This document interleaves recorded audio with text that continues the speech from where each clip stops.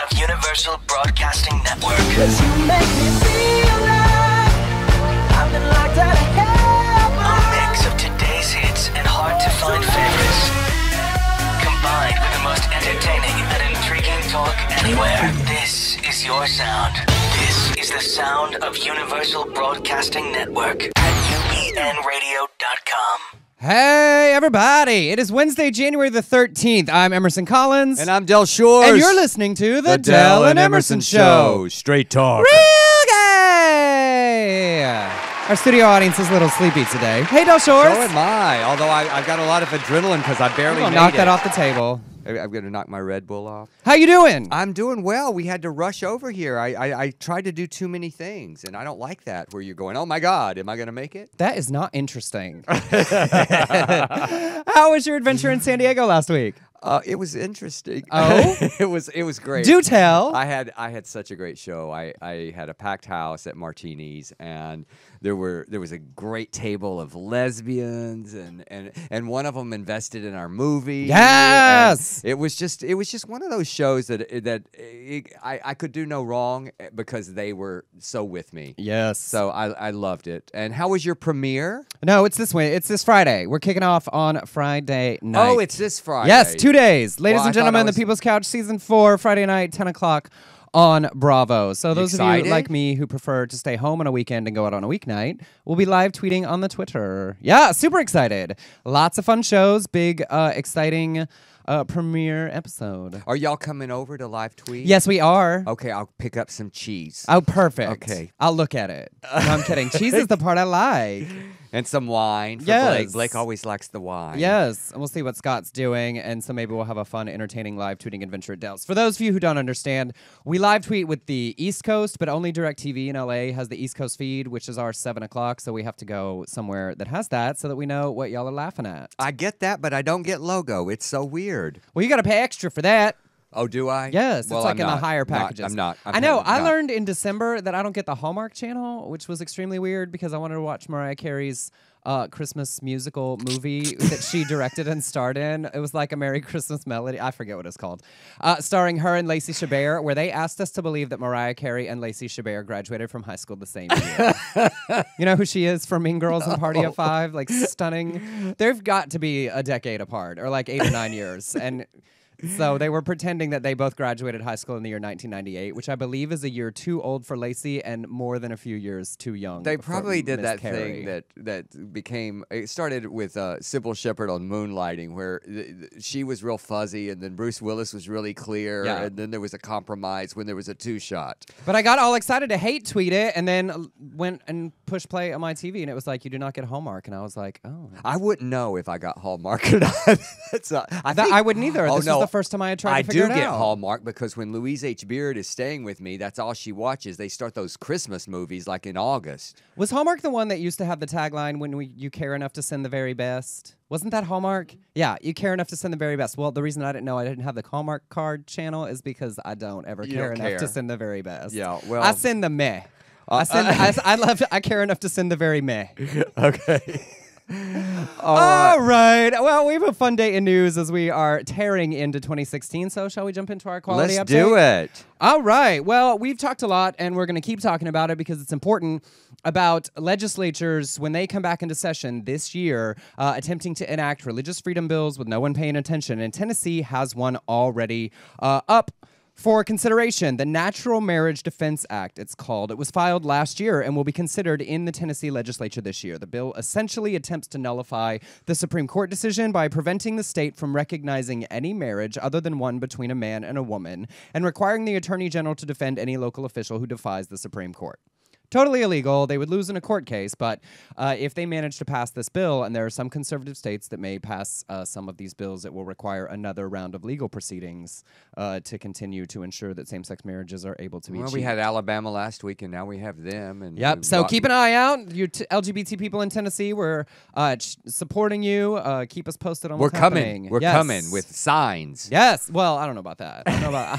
I'm coming with tweets. You know- the 2016 is my year of the lazy online activist. activist. Is that what you're gonna? Well, you know all those people that just get angry on the internet. And look, I love chatting on the internet. I love discussion on the internet, but we have to get rid of this illusion that a tweet or a Facebook post is actually super supportive of a cause. If you're sharing a news story that's been shared hundreds of times by major news outlets, you're not actually doing anything. So we got to get out of our houses and away from our keyboards and stand up and show up. I'm trying to make a commitment to do that more. I did that last year. I went to several marches for issues that I was you went to that trans supportive thing? of. I went to a Black Lives Matter one. I went to a Trans Lives Matter one. And I just think that we have to remember that discussion is great. Informing other people is great. But if you can't put your money or your body where your mouth is... Well, I've been drinking out more than at home. Well, there you go. That's got to count for something. It's like going out and drinking more because I want people to see me. At home, nobody sees you when you're drinking. That's fair. That is true. That is true. In other equality news, we've talked a lot over the year about what's happening in Russia, but they continue to do their best to do the worst to LGBT people there. 2 senior Russian MPs have presented a bill calling for people who come out of the closet as LGBT to serve up to 15 days behind bars. That it will be voted on next week. Any public displays of affection among gay men will result in a jail time and a fine of $80. The proposed bill is only targeting gay men as opposed to women who, according to lawmakers, are more reasonable and can manage their emotions. Which, that's a little weird on its own because I feel like in American political culture, we always do the opposite. Like it's women's emotions that people talk about. I like was not shocked wanting at that a woman too. With the butt. But it really goes to that a lot of masculine culture is more homophobic towards masculine displays of affection because there's a weird Well, also maybe gays lesbian are a little more fantasy. Hysterical. You know, we could be. You're hilarious. Oh, not that hysterical. Got it. No, but here's what but in looking at this and thinking about this, if I were there or if this were here, I think that I would just go ahead. Yeah, put me in jail for 15. Fine me $80. It's worth it to come out. I know, but it's one of those things where it's not a severe penalty, is what I'm saying. That's true, except that I feel like going to jail here is fundamentally different than going to jail there. I mean, LGBT people are regularly like physically abused in that culture, right? So I feel like if you went to jail here, there are watchdog groups and organizations and video cameras that ensure that you're treated in a manner ideally that is safe. I don't know that you could guarantee the same thing there. I don't know that it's quite the same for a gay man there being like, I'll just go to jail. Yeah, well. So keeping an eye out on the international scene as well. Yes. All right, well, it's been a big week already. I feel like so much has happened. Shall we flash through the gay news? Did you watch the Golden Globes? I did. So what silly. did you think, Del Shores? Well, I thought that there were some winners that probably won because of their stardom. What? No, I never. The Hollywood Foreign Press? And there were a couple of those. I mean, I was glad that Lady Gaga won, but I'm not positive that she was the best actress in the crop. She certainly gave really good TV, though. Let's talk about Ricky. But the way I felt about that, because it was interesting for LGBT representation that the Danish girl, Carol, the lesbian romance movie, and Transparent all went home empty-handed, but they're still all very much in consideration. So Lady Gaga and Sam Smith were sort of the big LGBT representation winning of the night. And I think it's great. I think that there is great acting to come from her. I think the performer-entertainer in her, it's really exciting to see what she continues I don't think to she's. do. I honestly, because I was watching with people who had not seen American Horror Story, and they were so disgusted. I cannot believe that she won. And I said, you haven't seen her, because she actually is very good on the show. I think she's wonderful on the show. Well, and I just can't. You know, you can have any opinion you want as long as it's informed. Right. But I can't. I am not indulging this year people who have an opinion about something they have not seen, they have not watched, they have not read. No, I don't care what you think. And what about the ones that base a new performance on past performances? Oh, he's never been good. I mean, I heard that recently. Well, I feel like after a certain amount of time, though, you can say, I'm not going to see that because they were terrible in like 18 things that I've seen, and I'm not going to indulge their new thing. But I think that's an okay opinion as long as you don't say, he's bad in this that I haven't seen. But it's not right when, the example, Brooklyn, I can't remember his name, the boy in Brooklyn, the lead. I have not seen it. Well, he was wonderful in my opinion. Now, I wasn't familiar with his work and other things, but somebody, an actor told me, oh, he's horrible. He's always doing the same. Well, he did the same thing maybe, but I hadn't seen it before, and it was really good in this. So I don't know. But that's a variation of opinion. That's fair. If someone has Yeah. seen a bunch of somebody's work, and because you do after a while, They even had with not brilliant seen actors. Brooklyn yet, though. Oh. They had made an assumption about his work in Brooklyn because of the trailer. Nope, I can't. Okay, I can't. That's where I was. That's where I took umbrage. That is fair. You Okay. can take all that umbrage. Now, speaking of umbrage, did you take any umbrage to Ricky? And, Here, Ricky Gervais? it's interesting because I tweeted something that's ended up in several lists about Ricky Gervais that people are not really understanding my meaning.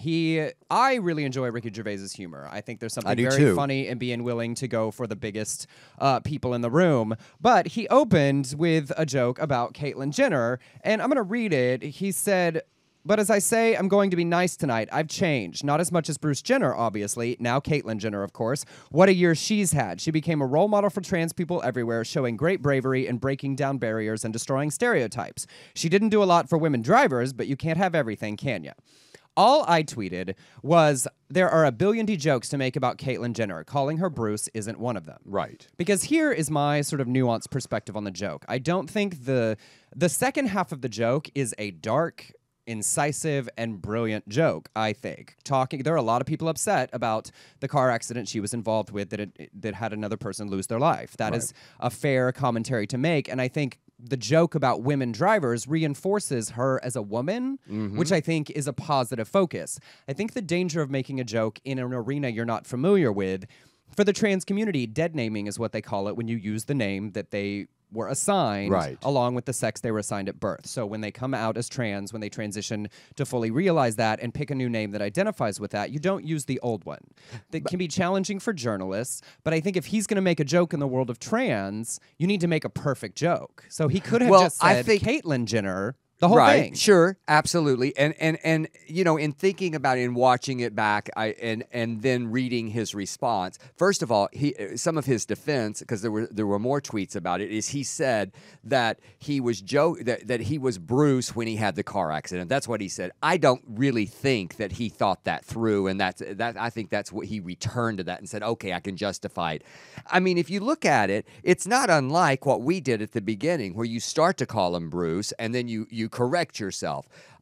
He said, Bruce Jennifer, obviously now Caitlyn. He corrected himself very quickly. But do you think that it was scripted, Bruce Jenner? I think that's the way was? they wrote the joke. And I think what it demonstrates is a lack of understanding of how addressing trans people works in our culture. I think the joke after it, you can find it distasteful, but I think that was an incisive commentary about the conflict of Caitlyn Jenner's public perception. Right. Great. I mean, if you want to go there, let's abandon Caitlyn Jenner for a second and think of the family of the poor dead woman. I mean, that would be the more insensitive thing, in my opinion. Well, right, but that's the commentary. But he set it up wrong because whoever helped write it wasn't familiar enough with how you deal in the world of trans issues. I wasn't on the like everything's crazy transphobic. I just thought, one, that was not understanding the issues, and then the thing about Jeffrey Tambor's balls and all of that was just sort of lazy to me. It's stupid. Is all.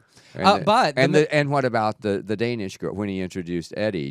What did you feel about that? I mean, I didn't care. I just didn't really think it was that funny. Yeah. But the flip side of that, the Mel Gibson stuff was genius. Hysterical. So it was very funny, and I loved seeing Mel Gibson come out there and it, you know, the awkwardness of it all. Yes, but I don't think Ricky Gervais is transphobic. But I do think if you're going to make a joke in a world of sensitive issues, you have to make, one, a brilliant joke, and two, you need to make sure you set it up and use the language correctly. Well, look, here also, we have to go to this, and you know, I'm certainly not defending him, but I do have to say, they knew who they were getting. You know what does that have to do with? I'm just saying that if people are going to start complaining, and if the foreign, I guess they haven't bailed on him, right? I mean, no. Nobody said anything, so I don't know. Okay, I don't know. It feels like to me that there was a lot of response to somebody that we already know is going to be offensive. It's just, who is he going to offend this year? Well, but that's the difference. You know? When you're offensive, if you punch up, which is what he does at the celebrities in the room, the difference is the people's issue with the perception of being transphobic because you're punching down at a minority community. Right. Just the opposite of what people typically find hilarious about his aggressive humor at the expense of celebrities. Well, someone pointed out to me that they felt like it was about the jokes felt about 10 years ago. You know? It did. I did feel like the opening wasn't the best he's ever done, but you get to the Mel section, and like that is the brilliance of his in the moment ability with comedy. I actually thought the funniest segment of the whole night was Ava Longoria and America Ferrera doing the bit that America Ferrera wrote about how they are always mistaken for other Latina and Hispanic actresses. Wonderful, like when they got to the end of that bit, and she said, "Thank you, Charo," I fell off the sofa. It was like, and they did it. They underplayed it so well. It wasn't. Everybody else was a lot. I'm not saying everybody, but there were a lot of fails and there always are when someone else writes that material and they just try. The challenge of writing for celebrities, and not all actors are comedians, and not all there are brilliant actors that are dramatic actors that aren't going to deliver a punchline amazingly. So in the end, I was like, well, there was some entertaining stuff, and it wasn't my favorite award show ever. Well, we got a lot more to go. Yes, we A do. lot coming up. Last night was the State of the Union. Now, a couple of things happened in advance of the State of the Union. One, this happened funny on the internet, and I didn't tell you about it. The House Republicans put out a blog saying that they were going to Snapchat their response to the State of the Union, going after the kids, today on the interwebs. And it was going to be called Snap of the Union. Snap of the Union. It sounds very gay. Well, in their release on their blog about it, they used a clip from Jeopardy where a contestant named Louis Vertel did a Jeopardy segment, answered a question correctly, and snapped. If you've never seen the GIF, just look up Louis Vertel online and you'll see it. It's brilliant and hilarious. What they didn't realize, Louis Vertel is an incredibly accomplished journalist who writes for HitFix and is a video blogger for them as well, and probably dangerously close to the funniest, most incisive person that I follow on Twitter. Incredibly smart, incredibly fast. He always finds a joke that no one else is making. And so yesterday, he tore into the GOP online for using his clip to promote their Republican response to the State of the Union using an image of an incredibly, openly, delightfully gay man. He said, "Dear GOP, the reason people liked my snap was because it defied regressive, homophobic, scary-ass losers like you. I think every day about kids who want to kill themselves because their parents are ignorant, fearful Republicans. Your candidates are horrifying garbage who've done nothing for LGBT rights. Don't use my image." Oh my God, I love him. Yeah, so, I'm following him right now. If you want to find him, it's Louis Vertel, Virtel. Oh my God, that was brilliant. I promise you won't regret it. So that happened beforehand. We also found out that Ken Obergefell would be sitting with Michelle Obama in the Special People box, along with the husband of Daniel Kaufman, who died in the San Bernardino shootings. And then it was also revealed that Kim Davis had wrangled herself a ticket to the address. I almost said the awards, like it was awards.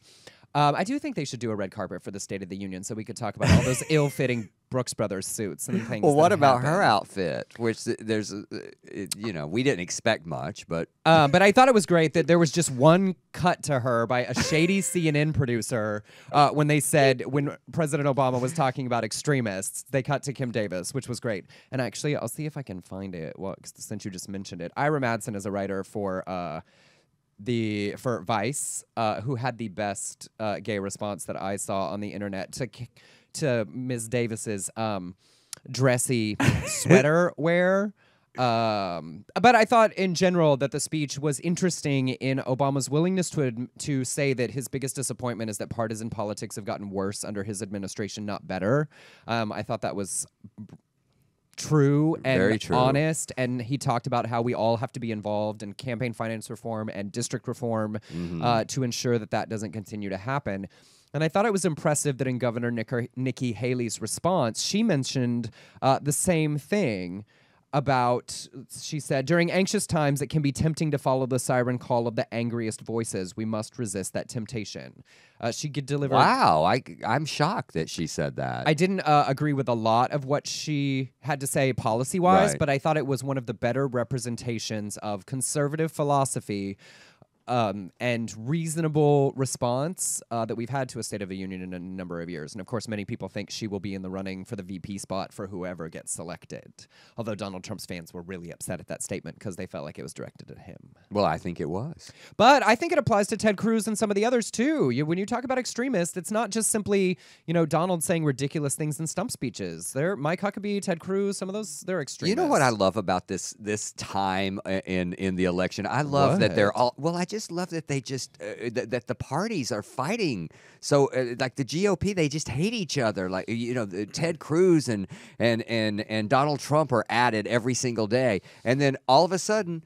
There will be the nomination, and everybody will just be like, but I suspect Donald Trump, if he does not get the nomination, he's not going to play nice like everybody else does usually. We shall see. I found it. Ira Madison III, at Ira on Twitter, tweeted, "When you hate gays, but the AIDS memorial quilt looks too good on you," in reference to Kim Davis's sweater, which I thought was a brilliantly It was. I saw it too. snarky homosexual response to the ludicrousnous of her being there. All so right. it was interesting. And in sad news. Yeah, sad news. David Bowie died, and it was an odd night for me. I receiving that news. I was at performing at Uncabaret and Jennifer. I was going to say Jennifer Lawrence. Jennifer Coolidge performed, and Beth Lapidus, and I was sitting with Melanie Mayron, and she's the one who said, "Hey, David Bowie died," and our good friend Debbie Holiday, obsessed with him, and I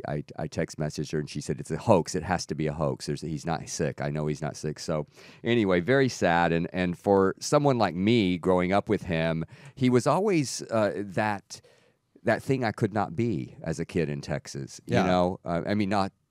Talent-wise, put that aside, but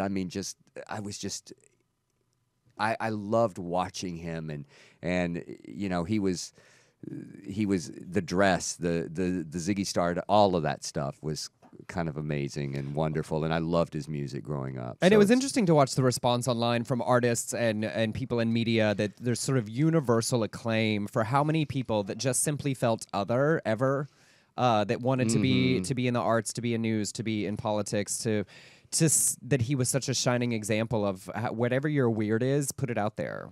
His playing with gender and costume and performance and art, down even before you get to the nuance of what was in the music, this willingness to display anything and everything in these fascinating personas. And I think there's a good many gay men that realize something about themselves with his bulge in Labyrinth. I'm just saying. Yeah. I feel like it taught we have that picture, I think it taught many a homosexual their first stirring feelings came from the original internet bulge. But he was such a good actor as well. I mean, we saw that later on in his work. But I just loved his journey, and I loved the class that went along with it. He always had a level of class. It felt like to me in his public persona. So anyway, he will be missed. And my friend Matt and I. Matt's in town from Atlanta. We're going to see Debbie tonight. They're having a tribute at Lucky Strike. All right. Well, let's skip that next and go to the news. Continuing with the news.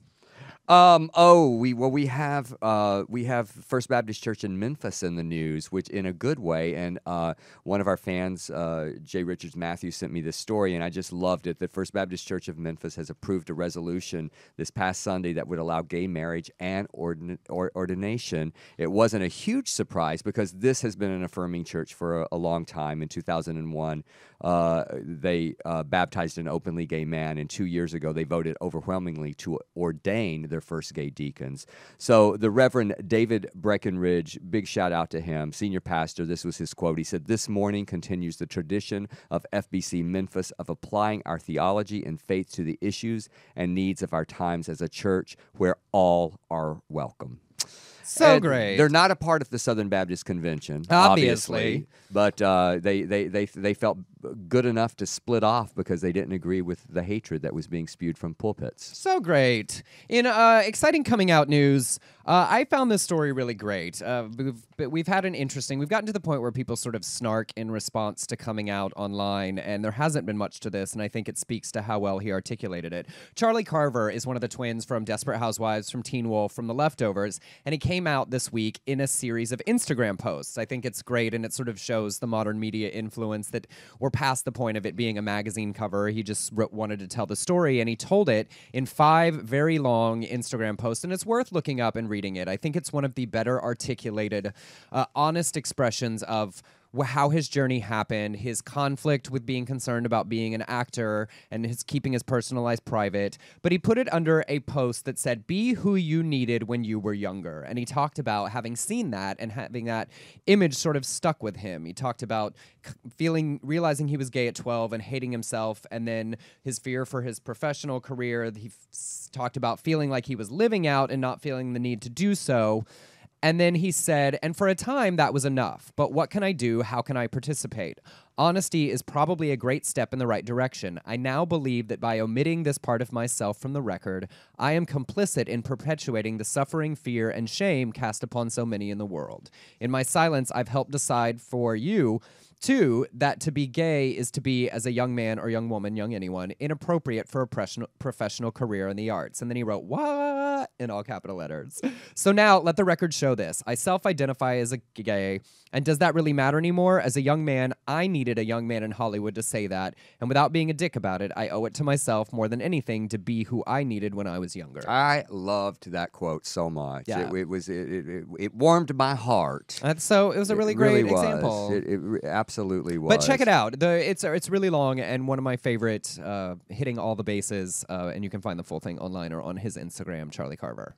And then in other news, we're all excited. I certainly am excited about Dan Savage Life premiering. It's called The Real O'Neills. It premieres March the 2nd.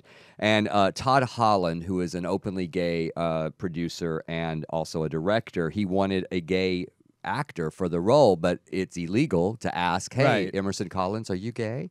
when you audition, although nobody would. Well, they would know you are. You're publicly. You already. You pulled that back real quick. That was real good. No, that was real good. I mean, first you had to walk in the room. No, I'm kidding. I'm you just look real stealing. cute, covered in coffee. I'm kidding.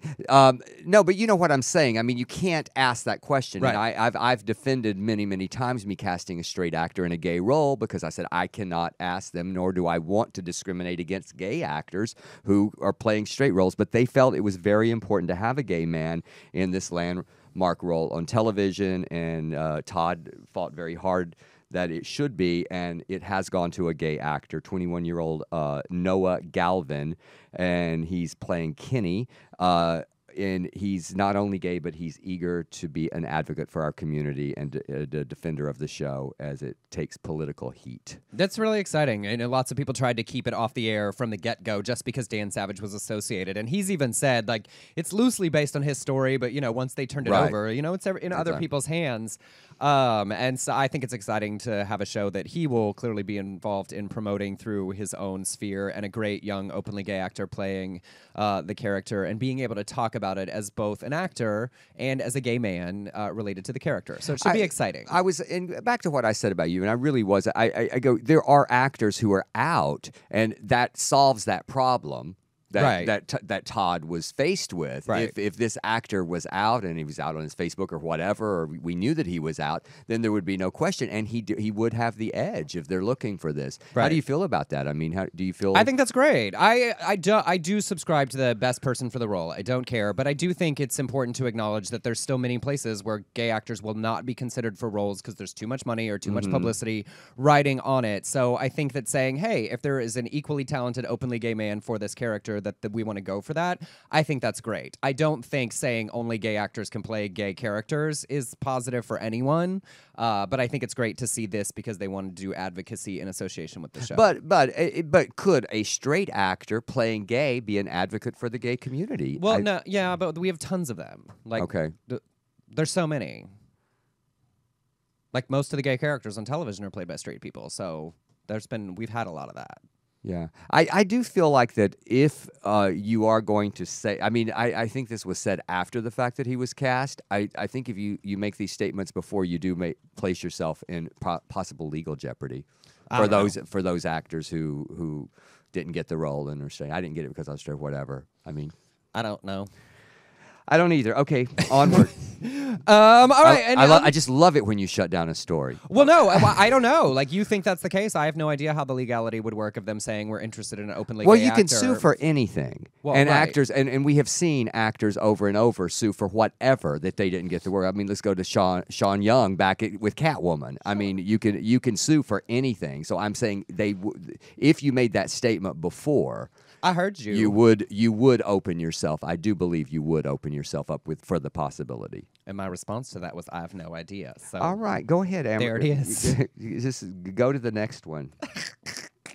I like it when he gets irritated that I don't give, that I don't like I don't have anything on that. That's all I got. Like, I guess if somebody sues, they sue. Then you deal Right. with that, right? Right.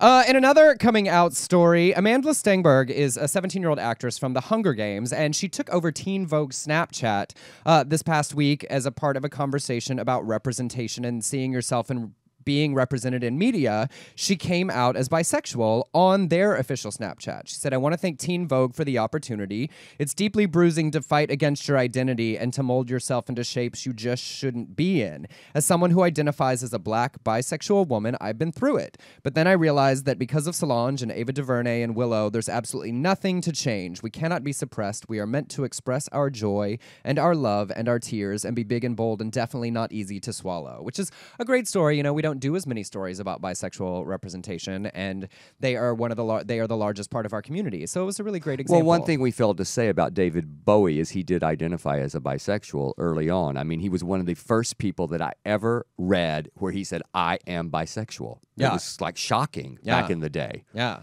You know. And so for that part of our community to continue to have stars to represent them as well is really great and really exciting. And she's young and growing in her celebrity on a daily basis for her articulate thoughts on sexuality, race, and gender. So I thought it was really cool. Yeah. Well, and we have a story that is disturbing to any of us who go on these hookup apps. It says in Britain, this story is the number of reported Grindr and Tinder-related crimes have soared by 700%. That's a lot. A lot in the last 2 years. Last year, Grindr in Britain was named in 135 police reports, including reports on rape, grooming, and attempted murder. And the actual number of app-related crimes is believed to be much higher because people are embarrassed. And of course, that is always going to. I mean, we've heard about people robbed and beaten, and they're not going to report this because they met their somebody online and don't want to have to tell people that part of the story. Exactly. Which leads us right into... Oh, yes, a man who, I thought that was your story, but it's my story. We just talked about Squirt last week. I'd never heard of Squirt, and now we have another story about Squirt. A man pleads guilty to drugging a Squirt hookup. This is a 26-year-old retired male escort named Devin Ronald Cecil. He met the manager of a luxury hotel on Squirt. The manager invited him over, and then Cecil spiked the man's drink with GHB, knocking him out. When he awoke, the manager discovered his wallet, 2 cell phones, a laptop, $250 in cash, 4 rings, and a 2012 Mazda were missing. It's so weird to me that he took all this stuff and he goes, and there was a Mazda missing. Yes. Along with the master keys. This is where it gets really interesting. Master keys for the hotel that he managed.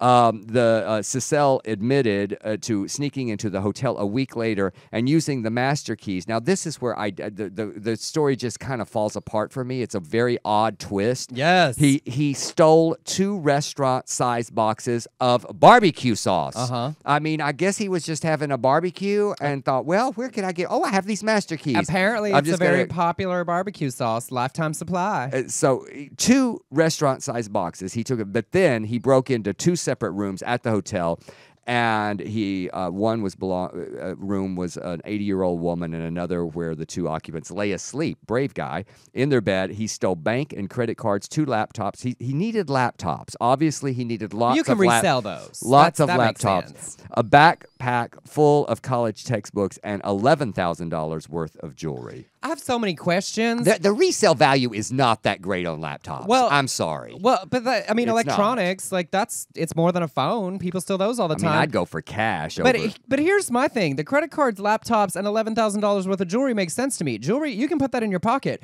but a backpack full of textbooks, I mean, that's maybe a couple $100, and you got to carry that out. Well, maybe he was a reader. I mean, I you know. somehow doubt it. But I mean, for me, the whole list at the beginning, the first time was kind of strange when the Mazda came along. He What, just like that he stole the man's car? Well, I guess he just went down and got the car too, because Yeah. that all the other stuff. Gotta I mean, have something to drive away in. I know, but that's where this is a stupid person. This is a stupid I criminal. just love all of it makes sense, except that we also stopped to go to the restaurant to get 2 giant boxes of barbecue sauce. that. Like everything else makes sense if you're a criminal, but that's so specific. Like, couldn't you have used some of that jewelry money to buy yourself here's where barbecue sauce? I have a problem with the reporting of these kind of stories, because obviously everybody has questions, and you go, if the story said he stole 2 boxes of barbecue because he was having a big house party, I mean, we need more details with these. Well, they rarely get interviews with these subjects following the arrest. Well, sometimes they make a statement, and I would like to. I'm gonna see if I can find out. You where- do that. I'm gonna you go find find Devin. Mr. Sissel. You think he's on Facebook? Well, I don't think he has access to it. You think he's in jail now? He's I do not believe out? that is what that would lead to. Well, yes, but there's bail. I mean, you're arrested. You don't stay there. I do not care, Kate Westmoreland. If you want to find out from Mr. Sissel, you go look it up.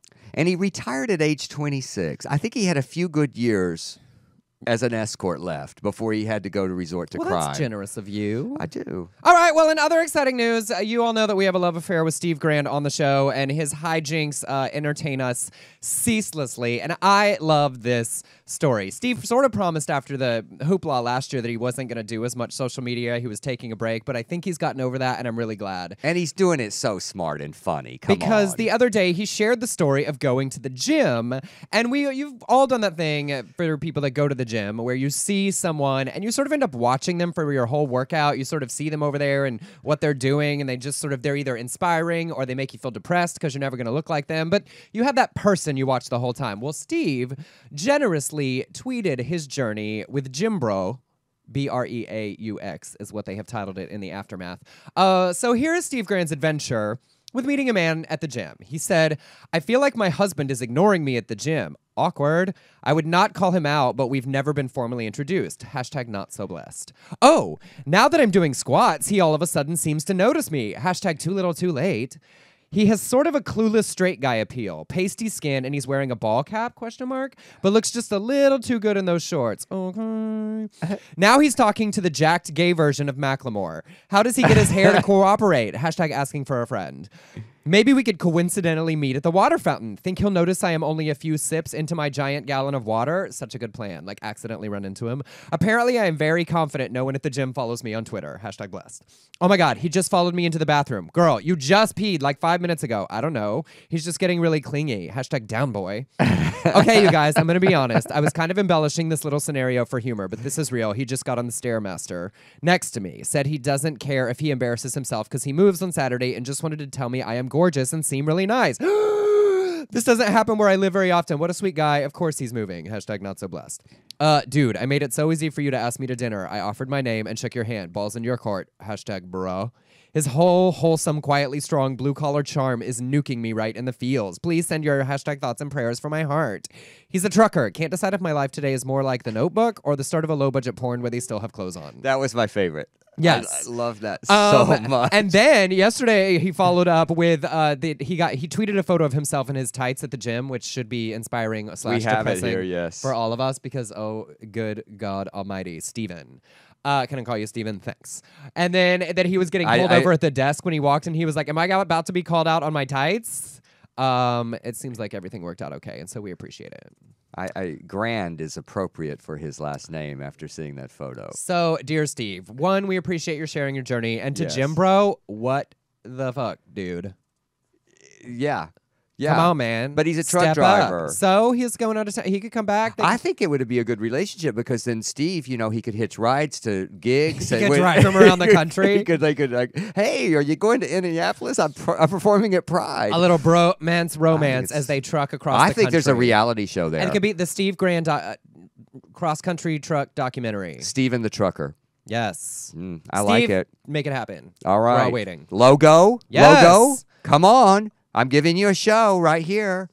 All right. All right. What else do we have? Okay, we have PrEP in the news. It's safe as aspirin, a new study says. Recently, the Oxford Journal's Open Forum for Infectious Diseases concluded that taking PrEP for the prevention of HIV was as safe as taking an aspirin. Researchers from UCLA compared 5 major studies on PrEP for HIV infection and 2 major studies on aspirin safety. According to the study, PrEP for HIV infection favorably compares to aspirin in terms of user safety. So there you go. So exciting news as we continue to see PrEP as a great response and useful tool in the fight against HIV. So that's really exciting. I want to skip these next 2 and jump back to that other conversation topic. I like that. I'm glad you did, Emerson. I'm really glad. This is a What's on Your Mind, where we're going to talk about something we want to talk about. I had an interesting thing happen this weekend, and I actually genuinely haven't reached a conclusion on how I feel about it. To preface it for all of you listening, it's interesting how comfortable we feel sharing our opinion on anything and everything in the modern social media world. Certainly, we invite it often. I have a public Facebook page, just like you do, where I invite commentary and discussion, and anything is on the table, provided your opinion is informed and you're considerate of the other people in the discussion. So it's sort of a free-for-all. That said, I wonder where manners end and begin in those interactions. I posted a photo. On Saturday night, Blake and Scott and I went to see Frankie Grande do his Livin' La Vida Grande show at Rockwell. He is a good friend of Scott's, and we have met him a couple of times, and he was very kind when we did Sparkle together, the benefit concert in December. So I posted a photo. Full knowledge There it is. that Frankie Grande is a very controversial figure, particularly in the world of Big Brother, the fans of the reality show he was on. Right. There are many people that didn't like him. They didn't like the way he behaved. They felt that he was full of himself, and I'm very aware of that. That said, my personal experience has been very great. So I just posted the photo of the 3 of us together saying we had a great time at the show. And it was very interesting. I got responses saying things like, Frankie is a big queen. He is fake and thrives on attention. He has his sister to thank and maybe being on Big Brother for his success. You can do better. You should remind Frankie that the glitter age is over. I know you have better taste in friends than that. Not a fan of Frankie, a.k.a. Mr. Loud, Obnoxious, and Not Attractive. Move on, E. Move on. And several other in that vein. Now, I invite everyone to share their opinion on my Facebook page, but I think it's interesting where I would and would not comment on something, because I didn't share a story about Frankie doing something somewhere and say, let's talk about this and you can share your opinion. One, saying he's a big queen as though that is some kind of an insult, I have all sorts of problems with that from the get-go. And call it like unattractive, like coming for somebody's Just looks. rude. I mean, it opens yourself up. But the flip when you side of say that is I come for Kim Davis's looks because of the terrible things she's done to our Right. community. So I'm wondering where my own hypocrisy/sensitivity line is for the fact that this is someone I know who also happens to be in the public sphere. So am I being hypocritical by saying I feel like that's kind of inappropriate on my page? Or is it about maybe you should just have the manners to realize I'm sort of declaring that this is someone I'm at least friendly with, and if you don't think highly of them, maybe this is a post you should skip. Does that make sense? Well, my issue with it, and I went to your page after you put this on our list of stories, and I read, and I thought, oh, and you didn't respond, because I can't do that. I cannot do that. I write people back when they say shit like this. I found it odd in a way, and I find it odd that, and especially with this one, that there was a judgment of you on your caliber of picking friends. Yes. It's like, well, fuck you. You don't tell me who to hang out with. Yeah. That's the way I feel. Fuck you. Well, and that part is interesting to me because it is, one, I think we've gotten into a habit in our culture of like guilt by association. If you are friendly with someone I don't like, then I can't like you either. Right.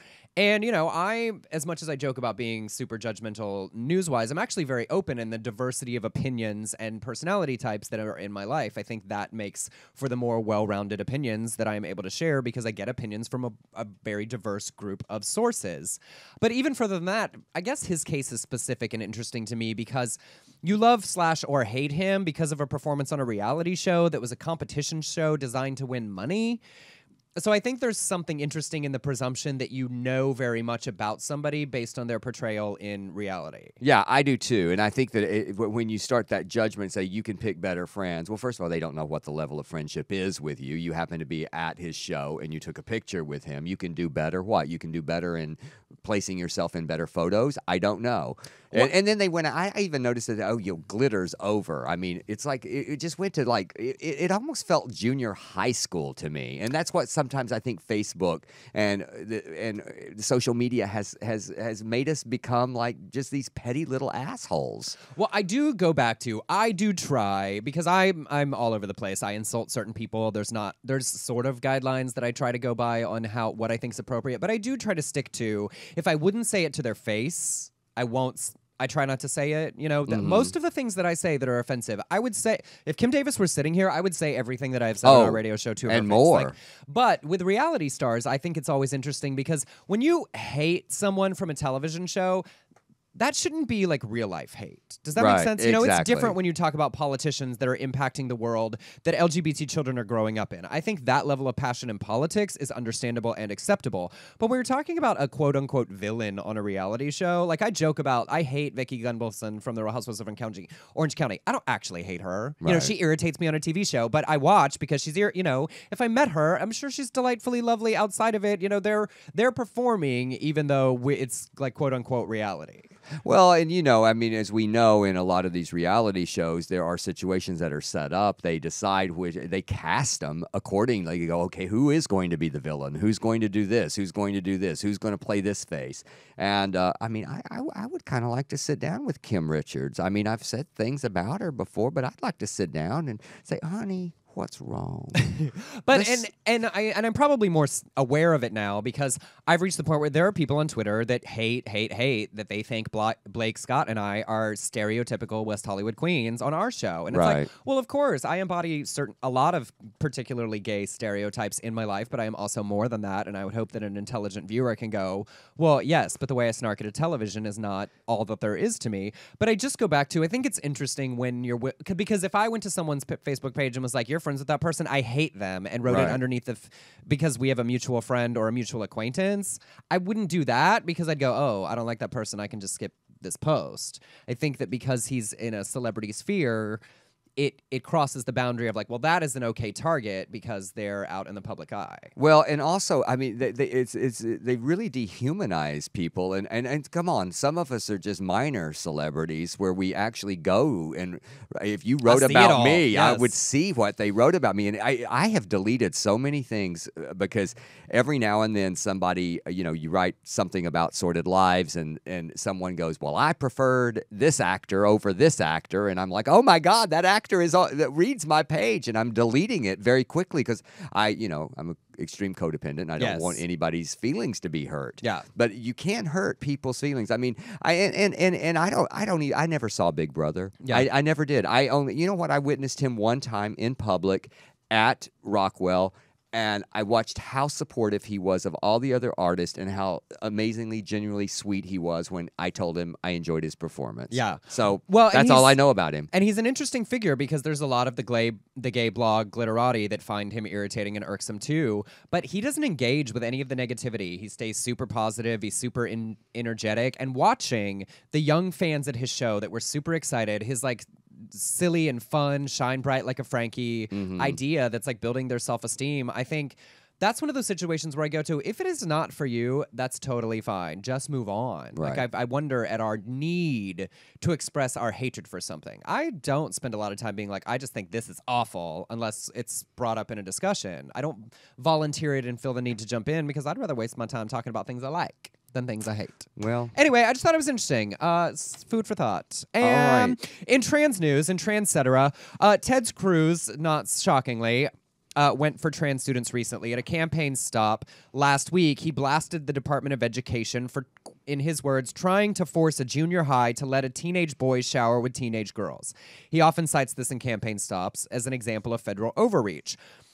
Somebody said, oh my, in the crowd, and he continued saying, look, my 5-year-old daughter, Catherine, she knows the difference between boys and girls. He asked the audience how they would feel if their local school board allowed such an incident to happen. A woman interrupted and shared about an incident at a town's local high school saying the student used the bathroom in the teacher's lounge. Well, Cruz said, look, I don't know the facts of that, but I'll say that inflicting him on the teachers is better than sticking him in the shower with the teenage girls. Sticking him in is just so I mean, even the way he worded it was disgusting. Inflicted, like it was as just though it is some- disgusting. yes. What a fucking asshole. I just worry so much about the possibility of hearing the words President Cruz. It worries me greatly. Yeah, well, we'll continue to work against that. But in the year of continued reiteration and refocusing on the needs and issues of the trans community, that kind of language about them is something we should all be standing up and loudly proclaiming against. Say no. And finally, in checking in with Crazy, we have the anti-gay activist. He's angry at other anti-gay activists. I just love this quote we're about to get to. Theodore Shubat, which I like to say Theodore Shubat Crazy. I think you were going for shoe bat shit crazy. That's it. There That's it it, is. Emerson. You're Thank welcome. you. Thank you for punching me Happy to up. help. Ricky Every once in a Gervais while. could have used you.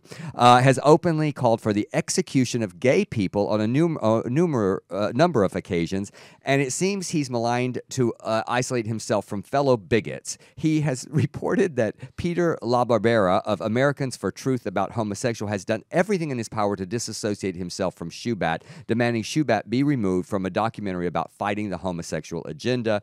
And Shubat is rather upset by this. Apparently, in his most recent video rant, he calls LaBarbera a filthy pig and traitor. And he rants, "These Chick-fil-A Christians, these Kirk Cameron types, you betrayed true Christianity. When God demands the death penalty for the sodomite, you go against God himself. When Christ demands it, you go against it. You are an enemy of Christ, and you are all cowards. You superficial, empty skeletons. You walking tombs. You soulless, superficial reprobates who call yourself Christians. You false prophets. You are pigs. You are worse than pigs. You are lower than Sodom and Gomorrah because you deceive people. You portray yourself as promoters of family values and Christianity, but you're nothing but demonoids." I mean, you've got a long way when you're too bigoted for the other bigots. That is Bless his what a bigoted rant. heart. That's a monologue, though. I think It you is. memorize Oh, that. do it. You know, if you're going to 2016, Juilliard, you need a comedy monologue. Just There give you you a go. hateful bigot monologue for your reel. Well, that's our show. It is so much fun. Yeah, we are. We're having a good. I hope y'all are having a good 2016. Emerson and I are. We're working very diligently on bringing you a very sorted wedding, and we had 5 new investors since the first of the year. Yes, which so makes join us. very, very happy. If you want any information, just email me at delshores@me.com. And thank you for listening. Tony Sweet is up next, and Ann Walker. Oh, they're co-hosting. Oh, an adventure back to oh the my good old God. days. And Ladies and LaVonda gentlemen, you won't want Walker. to miss that. Yeah, so stay here on UBN Radio, and we will see you next week. Bye, y'all. Bye. Now that you've found UBN Radio and discovered our quality talk shows, it's time to spread the word to friends, family, and the universe. 24 hours of music and talk. Radio without limits. That's why people keep coming back for more. That's UBNradio.com.